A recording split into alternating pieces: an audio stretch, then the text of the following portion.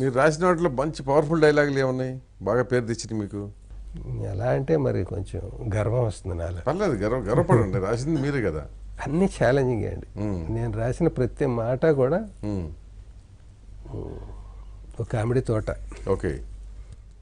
అన్నీ ప్రయోగాలు. ఒక ఈవీవి గారు ఒకటే అనేవాడు, ఎల్బి శ్రీరామ్ మంచి రైటర్ అని చెప్పడానికి 100 ఎగ్జాంపుల్స్ ఇవ్వక్కర్లేదు, ఒక్క డైలాగ్ చాలు.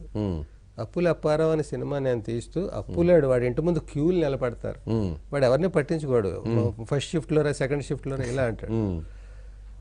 ఇలాగంటే వాడు 100 మంది క్యూలు అక్కడే గడ్డాలు గీసేవాళ్ళు బిజినెస్లు చేసేసుకుంటూ ఉంటారు. వీడు మాత్రం తనాయించుకు పడుకుంటాడు ఈ అప్పారావు అనే క్యారెక్టర్. లేవయ్య అప్పులాళ్ళు అందరూ క్యూలో నిలబడ్డారు, చచ్చిపోతున్నారు, కాళ్ళు లాగేస్తున్నాయి వాళ్ళకంటే వీడు ఇలా తెరిచి అప్పు డే తెల్లారిందా అంటాడు. ఈ ఒక్క డైలాగ్ చాలు అతను ఏంటో చెప్పడానికి ఆయన అంటూ ఉండేవారు.